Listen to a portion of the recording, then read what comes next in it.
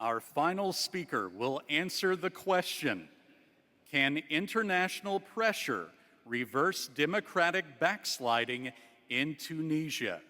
Code 5143.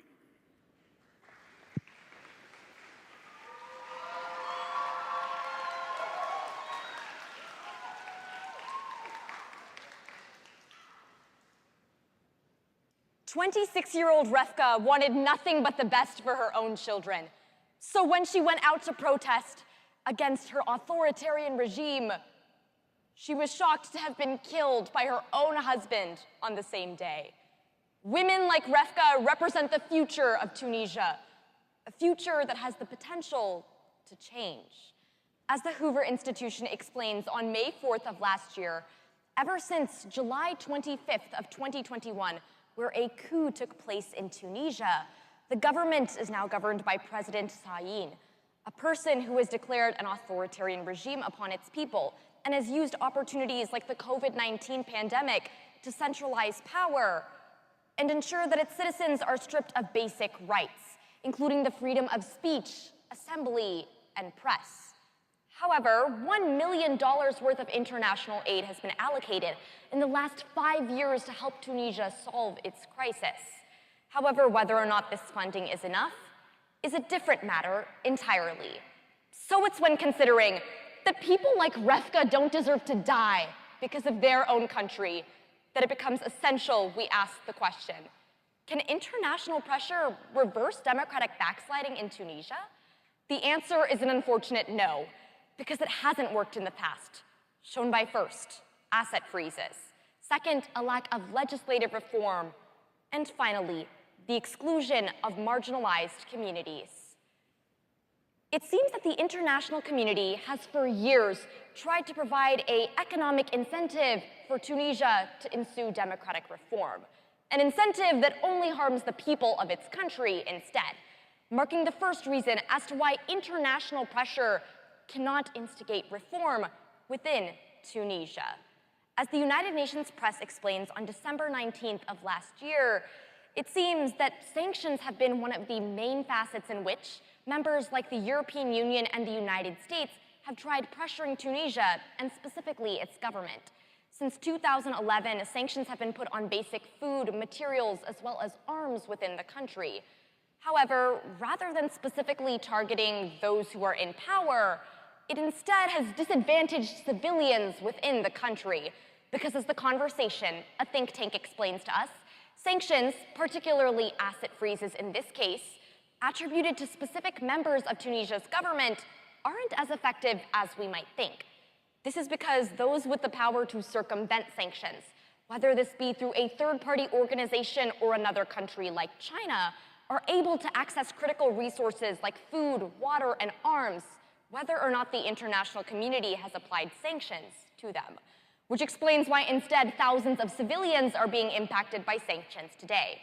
With 2,500 civilians unable to access basic necessities like food and water due to raising prices, it's clear that the reference and use of international sanctions has only disadvantaged Tunisia's people, not its government.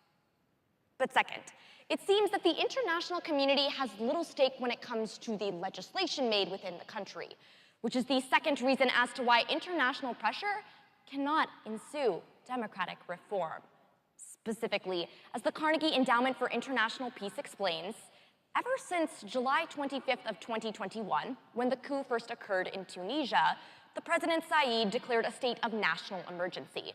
This allowed him to use emergency powers and centralize his abilities to his advantage, which explains why he was easily able to kick out Al Jazeera, a Middle Eastern newspaper, just a day later. Not to mention the fact that legislation was easily and quickly being passed, notably Decree 117, one claiming that the federal government had supreme power in terms of the freedom of speech and press. Unfortunately, the international community hasn't been able to implement legislative reform in the country because they simply hold no power. As the ICC, or International Criminal Court, explains, any country that needs international intervention when it comes to their legislation has to have signed a document known as the Rome Statute. The Rome Statute is a treaty that acknowledges that the ICC exists and acknowledges that any country can be subject to intervention if they are in violation of international law. Unfortunately, since Tunisia has never signed the Rome Statute, we see the ICC commenting on the humanitarian crisis and human rights abuses in the country, but not having any ability to establish real change. Decree 117 is just one example of legislation that the international community hasn't been able to prevent and cannot reform now. But third and finally, you might have noticed that I am the only female competitor in the International Extemporaneous Speaking final here today.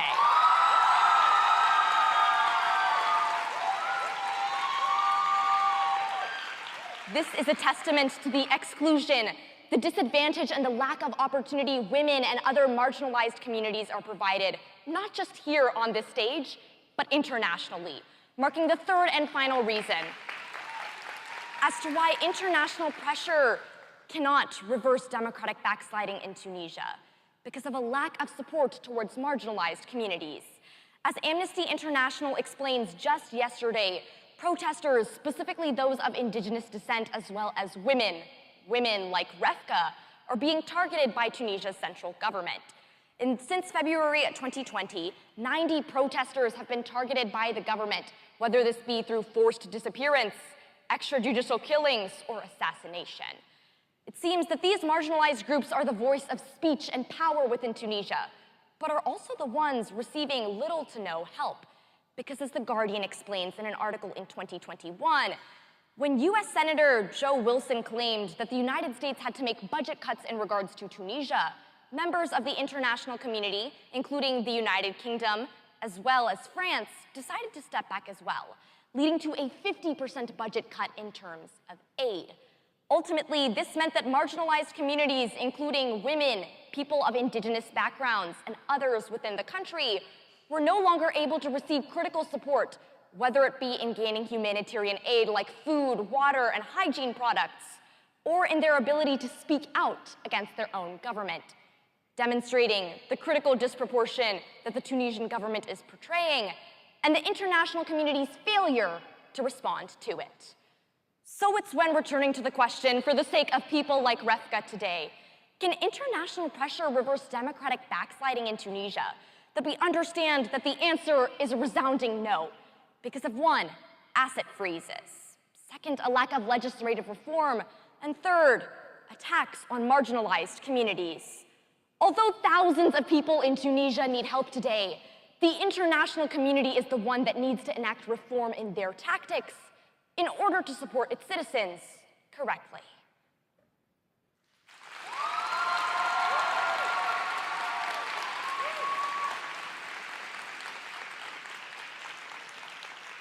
Our final speaker will now be cross-examined by speaker number 5.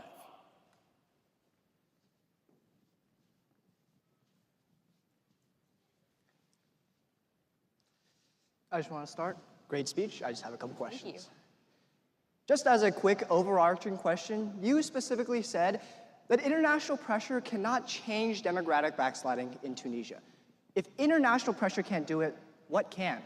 It seems that institutional changes within Tunisia are the key to solving its own crisis.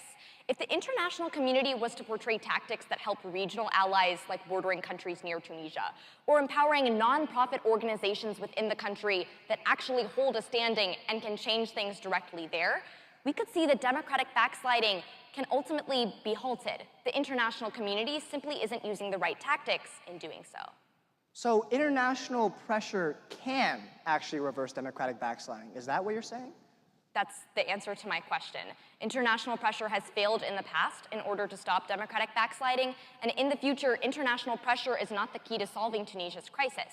It's international aid and support that must be prioritized, not pressure on its government, which hasn't worked.